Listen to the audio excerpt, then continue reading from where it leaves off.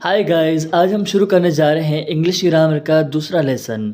हमारा पहला लेसन हो चुका था जिसमें हमने सीखी अल्फ़ाबेट की पहली किस्म जो कि राइटिंग के एतबार से हो रही थी। कैपिटल लेटर और स्मॉल लेटर, इनके यूज़ के कायदे, कुछ उसूल थे इनके, वो भी हमने सीख लिए थे। तो आज हम सीखेंगे अल्फ़ाबेट की दूसरी किस्म, मीन्स के कॉन्सोनेंट और वोवेल्स। ये दो किस्में हैं, किस एतबार से? तलफ़ुज़ के एतबार से, प्रोनाउंसिएशन के एतबार से। तो चलो स्टार्ट करते हैं आज का लेसन। प्रोनाउंसिएशन के एतबार से लेटर्स की दो किस्में बनती हैं, प्रोनाउंसिएशन यानी कि तलफ़ुज़, ठीक है। नंबर एक है वोवेल, नंबर दो है कॉन्सोनेंट। वोवेल को उर्दू में क्या कहते हैं? वोवेल को उर्दू में हुरूफ़े इल्लत कहते हैं। कॉन्सोनेंट को उर्दू में क्या कहते हैं? कॉन्सोनेंट को उर्दू में हुरूफ़े सहीहा कहते हैं। दोस्तों, अंग्रेज़ी में वोवेल्स जो है वो उर्दू में ज़बर ज़ेर पेश की तरह इस्तेमाल होते हैं। अंग्रेज़ी का कोई भी वर्ड इनके बगैर नहीं बनता, यानी कि हर वर्ड में वोवेल लाजमी होते हैं। वोवेल्स कितने हैं कुल?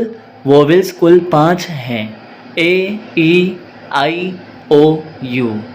दोस्तों, पुरानी अंग्रेज़ी में वाई भी ऐड होता था। वाई पुरानी अंग्रेज़ी में वोवेल कहलाता था, वोवेल के तौर पे इस्तेमाल होता था, लेकिन अब वाई कॉन्सोनेंट है, ना कि वोवेल। ओके दोस्तों, वोवेल्स और कॉन्सोनेंट के कुछ इस्तेमाल के कायदे बयान हो रहे हैं, जिसमें से पहले नंबर पे है जिस लफ्ज़ का पहला हरफ वोवेल में से होगा और उसका तलफ़ुज़ भी वोवेल से ही हो रहा होगा, तो इस सूरत में कोई, किसी या एक, इन 3 वर्ड्स की इंग्लिश में मीनिंग करने के लिए हम यूज़ करेंगे एन का, ए का नहीं, एन का। ओके, एन का इस्तेमाल किया जाएगा, जैसे कि an elephant, this is an elephant. अब दोस्तों, हम यहाँ पे एन का यूज़ कर रहे हैं, क्यों? इसलिए कि एन एलिफेंट, इसके बाद जो एन के बाद वर्ड है एलिफेंट, इसमें ई जो कि वोवेल है उससे स्टार्ट हो रहा है वर्ड, और जो प्रोनाउंसिएशन हो रही है इसकी वो भी ई से ही हो रही है जो कि वोवेल है। तो इसलिए इस उसूल के तहत हम इसे क्या पढ़ेंगे, इससे इसके एलिफेंट के शुरू में हम क्या लाएंगे? An elephant. Okay, a elephant नहीं होगा। इसी तरह से an apple, this is an apple. ठीक है गाइज, इसमें हम दिस इज़ आ एप्पल नहीं बोलेंगे। काफ़ी लोग जो कन्फ्यूजन हो जाते हैं उनको कि एन एप्पल होगा या ए एप्पल होगा। दिस इज़ एन एप्पल पढ़ा जाता है, दिस इज़ आ एप्पल क्यों नहीं पढ़ा जाता, वो उसूल हमने आज सीख लिया। दोस्तों, इसी तरह से बाकी तमाम वर्ड्स में भी इसी तरह से होगा, जैसे कि an ox, this is an ox, यानी कि बेल। Woakes means bell. अब इसकी प्रोनाउंसिएशन जो है ओ से हो रही है जो कि वोवेल है, और लिखने में भी ओ ही आ रहा है।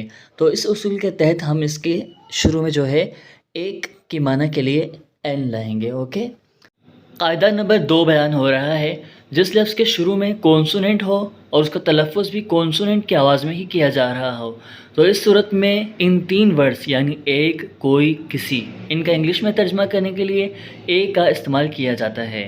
ए का इस्तेमाल किया जाता है, ना कि एन का। ठीक है, जैसे कि this is a book.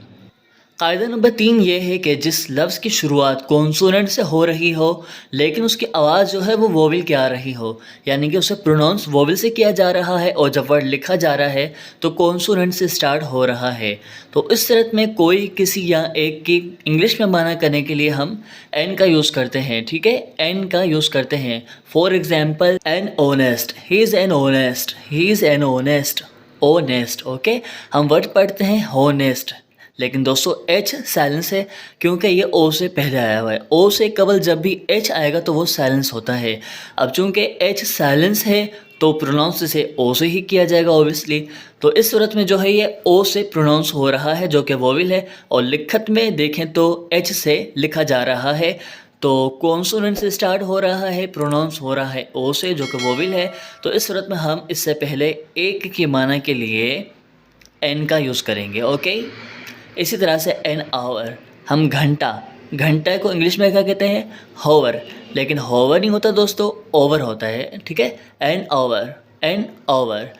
H silence है, वही रूल के ओ से कबल जब भी एच आएगा तो वो साइलेंस ही होगा। ओके, कायदा नंबर 4 है कि कोई ऐसा वर्ड हो जो कि शुरुआत उसकी वोवेल से हो रही हो और जब उसे प्रोनाउंस किया जाए तो कॉन्सोनेंट से उसकी प्रोनाउंसिएशन हो रही हो, उसे पढ़ा कॉन्सोनेंट से ही जा रहा हो। तो इस सूरत में जो है कोई, किसी या एक का तर्जमा इंग्लिश में करने के लिए हम ए का यूज़ करते हैं, ना कि एन का। एन का नहीं बल्कि ए का इस्तेमाल करते हैं। तो दोस्तों ये था हमारा आज का दूसरा लेसन। ऑल अबाउट स्टडी को सब्सक्राइब कर लीजिए ताकि तीसरा लेसन भी आपको मिल सके। शुक्रिया।